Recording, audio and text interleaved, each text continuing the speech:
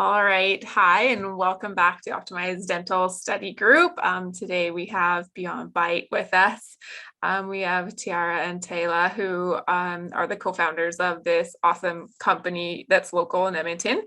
They are doing something, I think, totally unique here for us, and something that's amazing for Edmonton area. And I'm not sure if you guys do all of Alberta or not, but definitely Edmonton area service for sharpening hygiene instruments. And also, but a big portion of what you guys do is education. And at Optimized Dental, we're all about education and making dentistry a lot more, I guess, just smarter, working a lot smarter rather than harder. And I think that's the goal for most of the people that I bring on here as well. We kind of see eye to eye on that. And you guys specifically, we had Chrissy Ford in before to talk a little bit about hygiene and the development of hygiene. And I think you guys are just a wonderful addition to kind of that same thought process, because you guys can really help the clinical team in different ways. And we're so happy to have you guys on. I would like to turn the time over to you guys, do a little bit of introduce of yourself, what you guys are doing, and then some educational stuff that you guys can give some tips to us as we kind of go about this next year planning 2022. Thanks. Awesome. So thank you, Teresa and Brittany, for inviting us to come and chat with you guys today. I'm Taylor. I'm Tiara. Sorry. I'm like, no. Are you going to introduce me? Sorry, this is my friend Tiara, my business partner. But yeah, we're with Beyond Bite Dental. We put a PowerPoint together for you guys today. So we're going to kind of go through that, and then we'll open it up to questions at the end. So if you guys have any questions, just make sure to ask as we go or ask at the end, whatever you guys want to do. But yeah, thank you for inviting us. This is awesome. Yeah, thank you very much. Okay, I'm going to go ahead and share my screen here.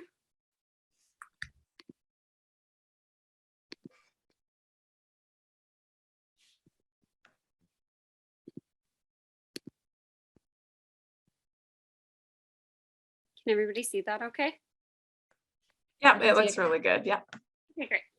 Awesome. So yeah, we are Beyond Bite. We're a dental instrument sharpening service in Edmonton and area. We've had people reach out to us actually from quite far too, and we can do shipping and all that kind of stuff, but generally it's Edmonton and area. And we also provide education to your practice to help your hygienists become better at sharpening. So I'm Taylor, and Teresa just wanted, and that's Tiara. Teresa just wanted us to introduce ourselves and kind of how we got into the dental world. So I'll go first. I'm Taylor. Again, I graduated from hygiene in 2016, and I'm sorry about my dogs, they're wrestling. But yeah, I graduated from hygiene in 2016. I worked at an office where I was the only hygienist, and I was struggling quite a bit. And then Chrissy Ford started working at my office on Saturdays, and she did a bunch of consulting. And she's just been my mentor for a while. And I ended up leaving that office and temping for a bit, and then joined Low Bay, and that's how I met Tiara. And Tiara has also been one of my big mentors in the dental hygiene world. I've learned a lot from her, including lots of perio stuff. So we worked beside each other. And yeah, I just have learned so much from her. She's just the best. I'm her number one cheerleader, but she kind of saw that I was interested in sharpening and taught me more things than I knew at the time. And I became good at it. And she kind of just asked me if we were interested in opening up a company to help hygienists just in the Edmonton area do all the things we're going to talk about today. So that's kind of how I got started and how Beyond Bite kind of came to be. Yeah, I've been a hygienist since 2009, so going on 13 years. I've worked in general and perio, and then I have my Bachelor of Education, so I teach quite a bit on the side. I teach with a consulting company, and we teach laser, we teach advanced instrumentation, and then I also work with oral science, and I teach GBT protocol, which is a new area of technology that's just coming into dentistry. So maybe we can have another little study club on that someday, Teresa. But specifically sharpening, the reason why I honed in on this is that there is such a need within the hygiene team and hygienists to be calibrated on their sharpening and know exactly how to sharpen their instruments, what instruments are what, and how they should be going about performing these duties, like whether it's weekly, daily, etc. And we just found that, all over the board, it's so irregular, and there's not enough coaching and teaching in university and school. And when you come out, you really struggle with this.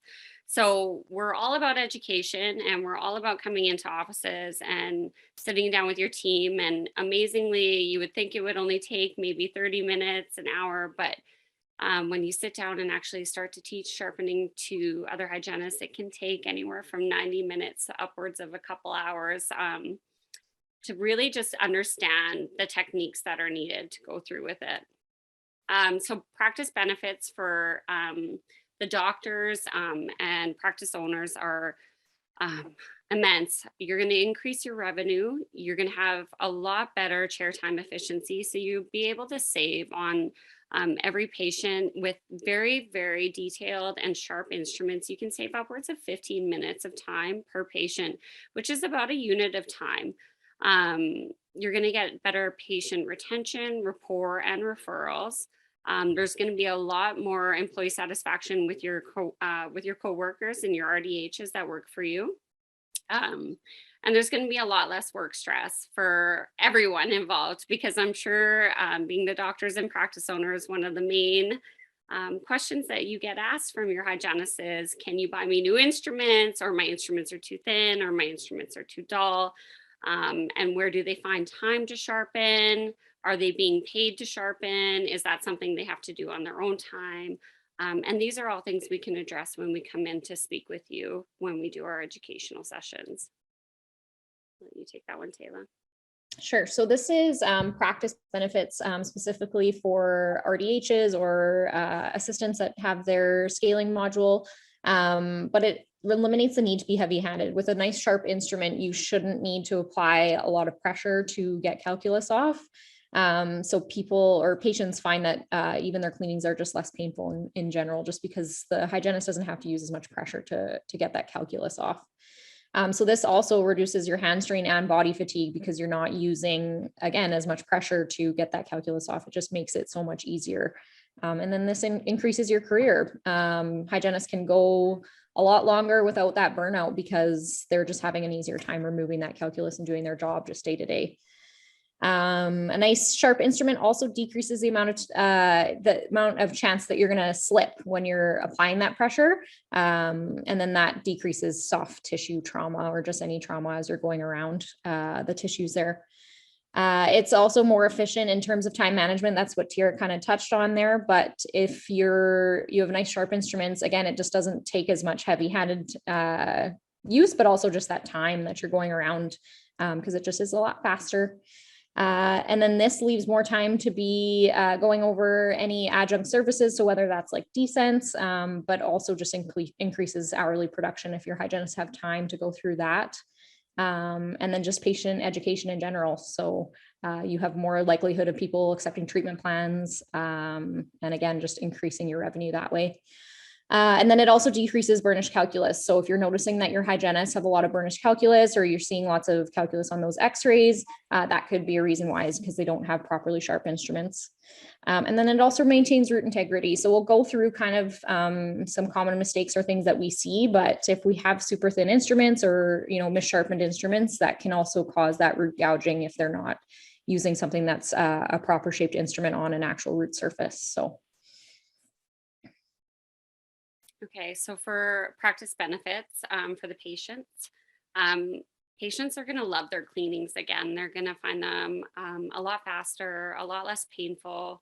Their tissue afterward won't be as throbby and sore, and they'll get that, 2-day sort of like pulsing, irritated gum tissue that they can get after a really deep cleaning. We'll eliminate that permanent soft tissue trauma. So if you're seeing a lot of we call it clefting, or even cauliflower-like tissue at the papillas, that's usually from trauma from missharpened instruments or dull instruments. It's going to maintain the integrity of their hard tissues. Like Taylor had mentioned, we're going to see less root gouging. We know that in dentistry, our teeth and our cementum and our enamel, they don't regenerate like other soft tissues in our body. So once those surfaces have been damaged, they're damaged forever. And then we can tailor our visits towards what the patients actually need. So patients are going to be able to have conversations because they're going to get that extra time, that extra maybe 15 minutes, even 10 minutes, where their hygienist can go through motivational stuff with them, whether that's, treatment plan options for restorative work that they have in their schedule, whether it be for hygiene motivation, whether it is going through the recall frequency and discussing, maybe they should be coming every 3 months instead of every 6 months. And if they're having a more gentler, nicer cleaning, they're more likely to accept that type of treatment plan than if it's something they're dreading coming in for. So we wanted to just kind of go over reasons why instruments can get dull. So one of the big things is the amount of sterilization. So if they're being sterilized more, they are going to get more dull. The more strokes that you have on the instrument, the more that you're going to get the dull instrument. So even when you're testing your instrument or when you are sharpening, you want to make sure that you're doing it a certain way, because otherwise you can dull the actual instrument before you even get into the patient's mouth. If the calculus is very tenacious, so if you have lots of perio patients or lots of patients that are overdue with lots of heavy calculus, depending on what kind of patients you have in your office, that can be a big reason why you're having lots of dull instruments as well. Instrument metal choice. So this is a big one. We've sharpened a couple of hygienist instruments that are not really like your most common ones, and maybe just a little more price conscious in terms of certain instruments, and those can be just a softer metal, and then it goes way quicker. You'll go way quicker through it when you're actually sharpening them. So that's a big one as well. And then incorrect sharpening angles. So if you aren't sharpening your instruments correctly, and like Tira said, when we're in school, we're taught, like, I honestly think it's not even a day of teaching, and then they just kind of throw you out there and you're on your own in terms of sharpening. So if, it's one of those things that you haven't had a refresher on in a long time, you'd be surprised at how many things that hygienists or RDAs don't know or forget, just need that refresher. So yeah, just making sure that your angle is correct. Yeah, and I think that the metal choice is a really important one to touch on, again, just because what you save in your ordering costs on a cheaper instrument does not pay off long term, because you're going to have to recycle that instrument more frequently. Most instruments should last longer than 6 months, but those softer metals, you'll just burn through them a lot quicker. They don't retain their shape very well. It's much harder to sharpen them properly. So even if someone is maintaining their instruments in a proper fashion, they're often going to just shave through them a lot quicker. So I would, strongly encourage to set a budget aside for like really, really good instruments, because they will maintain themselves for longevity of, upwards of a year. So you do get your ROI back in them for sure. So it's so important to sharpen at the first sign of dullness. One of the reasons why is if you're letting your instruments sit and they're dull for a long time, you're actually going to have to remove a lot more of the cutting edge than you would if you were maintaining them on a daily or weekly basis. So we always encourage, when we're doing our educational sessions, for the girls to find, or guys, I should say, to find a solution where they can have some sort of I guess, what would you call it? Like a program or a system where they can write down their kits and have like a little bit of a tracking method, so that they can easily pick up whichever kit they know is dull and get right to it whenever they have like a minute or 2 minutes, or, a couple of minutes extra in the day of downtime, and they can utilize that time efficiently. So we wanted to kind of go over sharpening stone selection and just talk about our personal favorite. And again, this is just coming down to like investing in a good sharpening stone. Tara and I personally do like the Hugh Freedy one. We tend to use the fine or the medium grit. Definitely the fine when we're just kind of keeping up like just daily or even once a week on our instruments. The fine is just enough. That's all we need.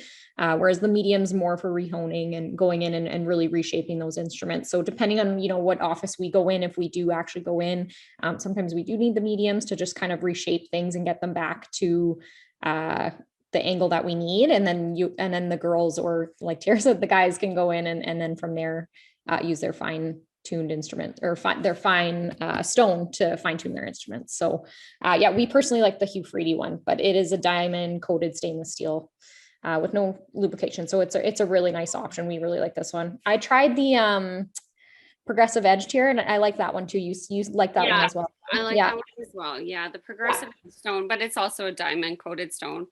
The natural stones and the Arkansas stones are often well, one, you have to use a lot of lubrication with them to get proper, and then you have all this other extra stuff with sterilization. When you don't have to do that, it's nice. And these diamond coated stones give you a really sharp bite, so they are worth the investment, I think, if you were to invest. And they usually come in like a buy 3 get 1 free type of situation. So if I were ordering from my office, I would do 2 fine and 1 medium, the medium being for rehoning of instruments if they need a lot of work. But generally the fine or extra fine will be just enough for daily maintenance and care. But I just have a quick question about those stones. yeah, How often do you have to replace those stones, or what's the wear like on them? Like I don't know anything about hygiene instruments, and I mean, you and I were talking about this before we got on, but like, because most of these people, I mean, there's a few dentists on here, but there's office managers that aren't going to know what this is. Like, do we have to budget in, like, do we have to replace them as much as we replace the other instruments? Is it part of just a cycle that we do it? Like, what's kind of the wear and tear on that? So for the diamond coated stones, they're really nice because they actually last a really long time. I ordered my set and I use them for daily sharpening, and I haven't had to replace them in over a year. So yeah, and they're nowhere close to being there forever. Yeah, they last a long time. You would have to be like using them very incorrectly, I think, if you needed to be replacing them. So that would mean like if you needed to be doing a ton of rehoning because your instruments were very, very dull and they needed a lot of work and you were using like the extra fine. Obviously, you're going to burn through that grit a lot faster than if you bought a medium stone and you just got them nicely sharpened, nicely rehoned, and then you maintained with a fine stone after that. So it's a little bit about, and that's where the educational part, like component comes in again, right? Because, you want your hygienist, if you are, investing in these things, to know how to use them properly. But they definitely should last you a long time. They're definitely worth the investment. And they're not something that's going to have to be replaced very often. And then you guys, when you go into clinics, you teach them how to use them properly as well, right? Like you'll go in and show them like the proper technique and all of that. We so that they're a variety of stones. So we bring in like every type you can imagine and let the girls usually try them all out, or guys, sorry, geez. Let anyone try them out. And yeah, usually I would say there's never been a single person that we've taught who's picked anything other than the diamond stone. Once you've tried it, it's like you just don't want anything else because they work so great. So yeah. Okay, awesome. Yeah. Thank you. So this slide is actually really nice because it's kind of gives you guys a visual of what we do and what we're looking for when we come in. So when we're inspecting our hygiene instruments and when we're doing inspection and teaching other hygienists, oftentimes what we'll see is the instrument on the right. So you can see how that instrument, these are the same instrument, if you believe it or not. This is an instrument that we resharpened for a group earlier this year. And the right one looks like a sickle. This is actually a universal instrument, so it's meant for subgingival cleaning. And if you have an instrument that's meant for subgingival cleaning, sharpened into a sickle, you can see that's where you're going to get that hard tissue trauma. So that root gouging, that irreversible trauma that you cannot restore once it happens. So having your instrument properly sharpened and in proper condition is extremely important. Um, Now, also making choices on like, is it time to recycle this instrument? But we do all of that. So we'll come in, we'll teach you, do you have a recycling program in place? Is your instrument ready for recycling? Should you be recycling most of your instruments? Maybe we need to put an order list together for you. And that's something that can be for this year's budget or next year's budget with the clinic. And then we look at everything and we go through and make sure that they're fixing all of their like little quirks and trouble spots that they're missing. The second one is to check the bite, which Taylor already talked about.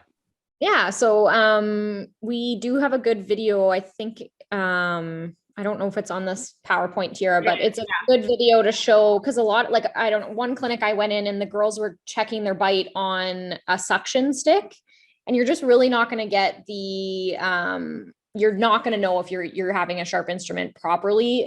So we always recommend these test sticks here. We just get the best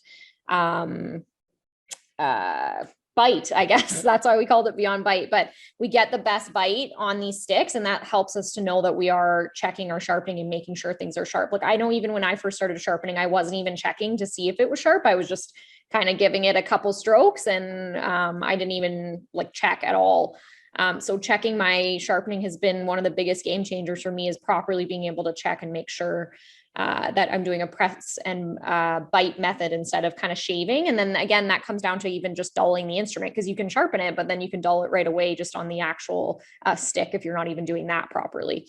So that's a big one too, but we love these ones here. So yeah, we 3D as well. They're plastic test sticks, and honestly, they're the best, and they come in a pack of, I think it's a 4-pack. So yeah, I think so. They go a long way. Like, that's all. I think with Progressive Edge, when you order from them too, I think they come in, I think it's 3. I think you get 3.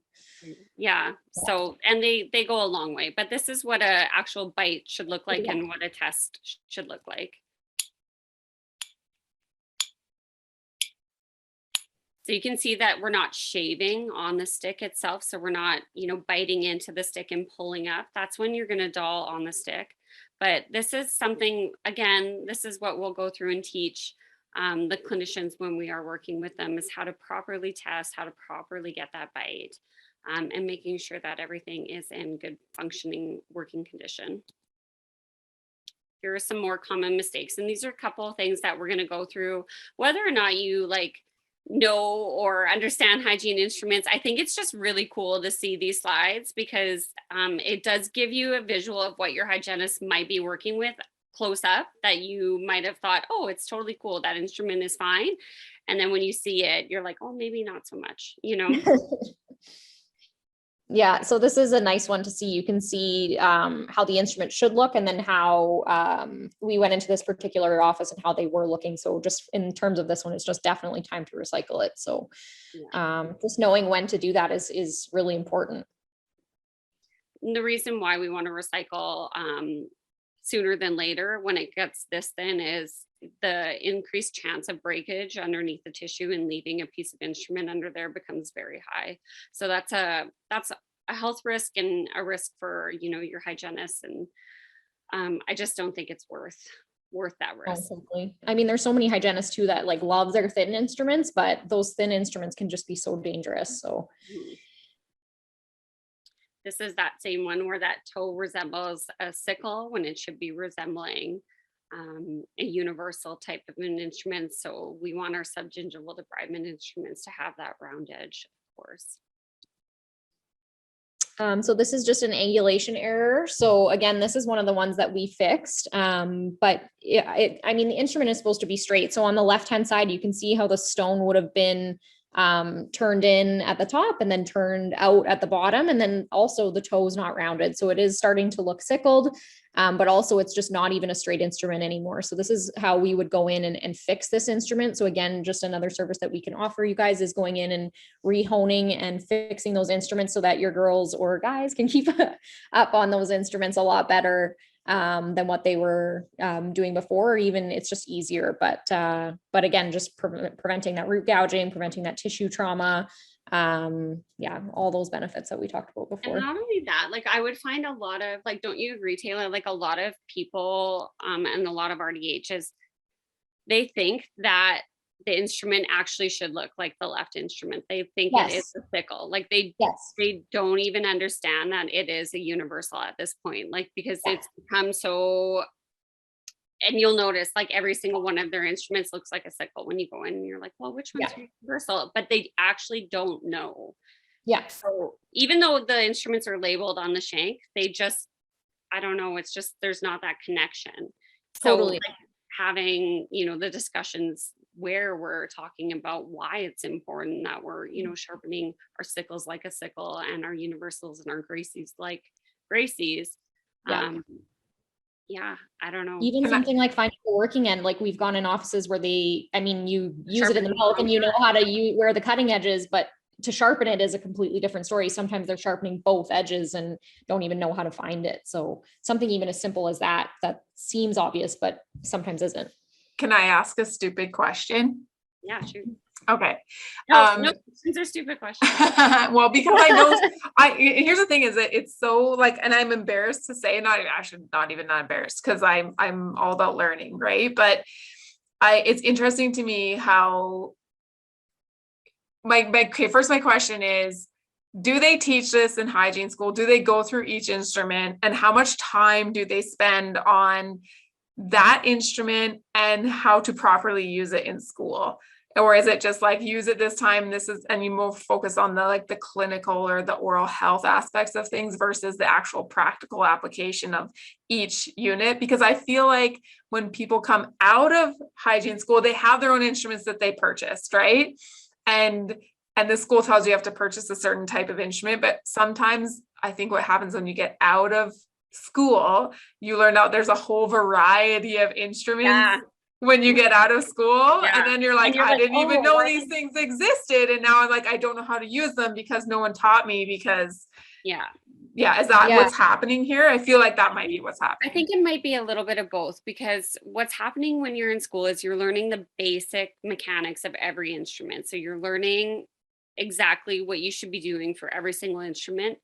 But for some reason, there's a disconnect when you come out of school and you get a new instrument. You're not thinking about it like how you should be thinking about it when you're in school. So we have sickles, we have universals, and we have Gracies, and that never changes. There are some advanced instrumentations like spoons and other things that we use in perio that are a little bit more uncommon, like you wouldn't see them in school. And of course, that's a whole nother ball game. But like for the most part, you're gonna have those three types, and you always go back to square one basics, like what you were taught in school. But there's a little bit of a disconnect, or you forget, or you start doing things your own way, and it just becomes practice at that point. It becomes habitual. So I think it's a little bit of both. Yeah, and I even know, I think my class was the first class that graduated where we did kit rentals. So you don't even own the instruments after.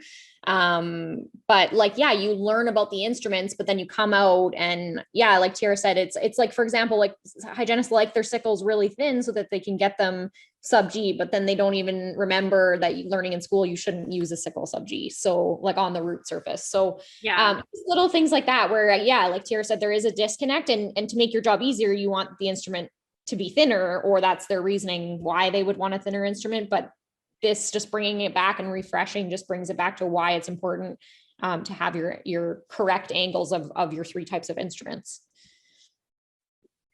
Does that answer your question, Teresa? Yeah, that was perfect. I feel like it's interesting to me that there's a lot of conversation maybe it's just for me. I hear a lot of conversations from hygienists complaining about their instruments, or they're not sharp enough. We don't have time to sharpen, which is fine. I'm all about giving hygienists time to sharpen if that's what they need, because I realize there's a lot of things. As the more I get into dentistry, on the clinical side, which I'm not ashamed to say, I don't know everything because I wasn't ever clinical, but the more I get into the clinical side of dentistry, the more I realize that there are certain things that need to be very well attended to in order to, get the business side, which I love, profitable. And so they work hand in hand. However, I feel like what's happening is that hygienists complain a lot about a lot of things, but they aren't as educated in what they need to be educated in so that they can express that to the business team or the people that are in charge of the purse strings. Yeah. Right. And even like lack of resources too. Yeah. Like that's why I think we saw the huge disconnect, and that's why we started Beyond Bite, is because I think hygienists, there's so many things that we can learn and just keep learning as hygienists in terms of everything, but sharpening is one of the huge things that I think we just don't spend enough time on in school. And then when it comes out to the real world, there is that big disconnect. And yeah, when you complain about it, you can complain about it, but that's what our hope is to help, dentists understand why it's so important, or practice owners to understand why it's so important, or office managers, because there is just that big disconnect, but it can be so beneficial to have nice, sharp instruments, whether the team is doing it or whether we're doing it. So it's just a huge benefit for sure. But yeah, there is a lot of disconnect. I would agree. Thank you.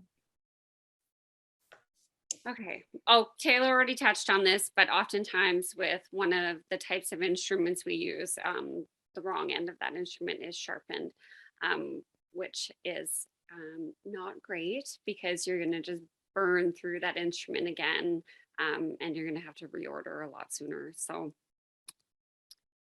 this is our sharpening log. If anybody wants it from today, we'd be happy to provide it to you. This is something that we use in our clinic and that we provide to students when we go out teaching.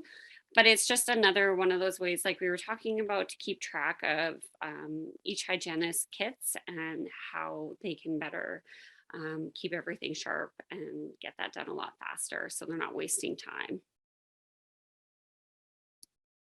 How many kits do you recommend that each hygienist have? Okay, here's a better question. I was going to say, I think that's subjective to the practice. Yeah. So we'll say that I have a smaller practice that I work with, and they have one hygienist, and they see about 6 to 7 patients a day. And how many cassettes do you think that they should have? How many cassettes do you think that one clinic should have? Well, how about I answer it with what I have, and I have about 5 to 7 patients a day when I work general. Mm-hmm. And I have 6 regular cassettes and 2 pedo. Okay. And I think that is a good balance for us, because the way our sterilization area works, I often won't get my morning kits back till late afternoon. So I need that extra. So that's why I was saying, I think it's practice dependent. If you are able to get in there and have like a SteriTech or someone who's going to be able to turn that around for you a lot faster, then maybe you don't need as many. But I love the idea of having specialized kits. So maybe you have one separate perio kit that's specifically for those harder cases that is sharp and it's ready to go. Or a new patient kit that is like just ready to go, because most new patients who come in, it might be 10 years, it might be, for the most part, right? Like most people who are coming back after being away have been away for a while. And then having your pedo kits, because I think I sharpen my pedo kits maybe once a month, and that's honest truth. Like I don't get to them because I don't use them very often. And if I do use them, most times a lot of children don't need a lot of hand scaling. So it would be a waste of that tool to be, hand scaling when I can lavage or airflow or ultrasonic ultrasonic. Yeah. So I think it's really practice dependent. But definitely if I was, seeing anything over 6 patients a day, I would probably feel comfortable with at least having 5 regular kits myself. Yeah, I think generally my rule of thumb, and it has nothing to do with what you said, but my rule of thumb from a strictly operational perspective is, if you've ever had a sterilization machine go down, like a Lisa or Statum or whatever you're using, you should be able to have enough kits to get you through a day without having to sterilize any. Because I cannot tell you how many times that Steri has gone down, and we have had to like just go with the kits in the clinic. And I mean, most people now have 2 or 3 Steri machines, and that's great. That's super great. But like if your clinic doesn't run with more than one, it's best to have enough to get you through an entire day. And that's always been kind of my rule of thumb. If you have 3 sterilization machines, then you're probably fine. But if you only have one, that's always been my rule of thumb. Just because I've been at the clinic till midnight sterilizing things when we got it working. Yeah, we were down to like, we had 2 Lisas and one was out for maintenance and the other one broke down, and we had a Statum, and I had to sterilize everything with the Statum. No. Yeah, so like, I mean, that's just my rule of thumb. But okay, that's good definitely to know from your perspective. Stress, for sure. Yeah. But no, I think that definitely, like from a hygienist standpoint, you don't want too many kits to have to keep track of either on that flip side, right? Because for us, it becomes a little bit overwhelming if we if we have like 12 kits to personally take care of. That's too many, in my opinion. Like, I don't want to be maintaining that many kits. I just think it's almost unfair at that point. Like, it's a lot easier to maintain your kits when there's a reasonable amount. Well, that's a lot of investment sitting in the clinic that might not be used potentially either, right? Just like real estate in the cupboard at that point. Yeah, you know? Yeah. I would rather have less kits and have more options for ordering more frequently than more kits and saying, okay, you can't order instruments for 2 years or something like that. You know, like that's just an example, but you know. Or even when hygienists are sharpening like all of the kits, or like they're a group of them are trying to like maintain all of the kits, I find it usually works better when it's split by hygienist. I find going to clinics, it just generally does work better. Sharing kits, sharing kits is like a big contentious issue. I know this strictly from the office that you and I worked in. It's like sharing is not caring. No. In some clinics, sharing is not caring. Yeah. In some clinics, it works so good. Like, I'm not even kidding you. I don't know why it works in some clinics and others not. It's usually because there's one hygienist who's like super good at sharpening at that office, and she ends up doing it all. And they're like, it's amazing because Charlotte does all the sharpening. Well, and I think they take it on because they realize that if they're consistent at it, the instruments last longer and they're actually staying sharper. Because I know that we had several clinics, not the one that you and I were at, but we had several clinics that I was with where one hygienist would sharpen it and then the next hygienist would sharpen it a different way. And then literally, because they were sharpening it 2 different ways and they're back-to-back sharpening on the same instrument, that instrument just got worn down so fast. And it was like hardly even used. They were like less than 6 months old, but because they both sharpened differently, it just got, ripped apart. It's crazy. You think it would be like really easy and consistent, but if anyone's angle is just even slightly off by like a degree, it totally changes the way they'll use that instrument intraorally, and they'll hate it. They won't be able to work with it. So, or it'll even feel like super sharp on the stick, but you get in and do a couple strokes and then it's dull right away. Whereas if you have just like that slight angulation that's just proper, I find it just lasts so much longer. Totally. Awesome. Okay. Yeah. Anyways, I think that's it for us. This is just another, this slide's just a quick cheat to check for dullness. So when we're teaching, this is another one. We have all these really, really cool little tips and tricks that we can give your hygienist that just make everything a lot faster. So different angulation checks that they can just quickly eyeball, quick checks for dullness or sharpness, and just little things that will just really make their lives a lot easier overall. Yeah. Yeah, I think that's it for us. So yeah, you bet. Thank you so much. I really appreciate you guys coming on tonight. Do we have any questions from the group at all? I know one of them that came up earlier was, do you guys have like a CE course, or is it just strictly educational where you come in? Okay.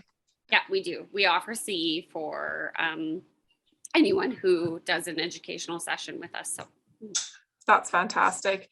Because I know that a lot of hygienists, obviously now that October has gone and the new year has hit, they'll probably need CE points starting in January. They usually take a break in December through October through December because no one wants to do any stuff like that. And I know a lot of people were like doing a hard push to get everything in for October, and then we're like, totally.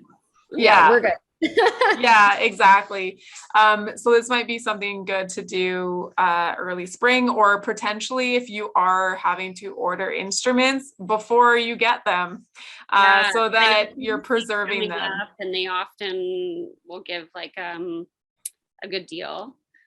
So before then, or PDC, right, is the big one that they give a good deal at. Vancouver Dental Conference. Yeah, they usually give quite a good discount through that one. So, and I think that's in March this year, I believe. Yeah, exactly. So, I mean, if you're not going, then is what it is, but the offer is always there anyway, even if you don't attend PDC. Yeah, so, I think if you guys are planning on purchasing things, it might be worth grabbing these wonderful ladies to do it so that your instruments last longer and your patients get a better treatment overall. And we know that patient care isn't just necessarily how you treat your patient, but it's actually how you treat your patient.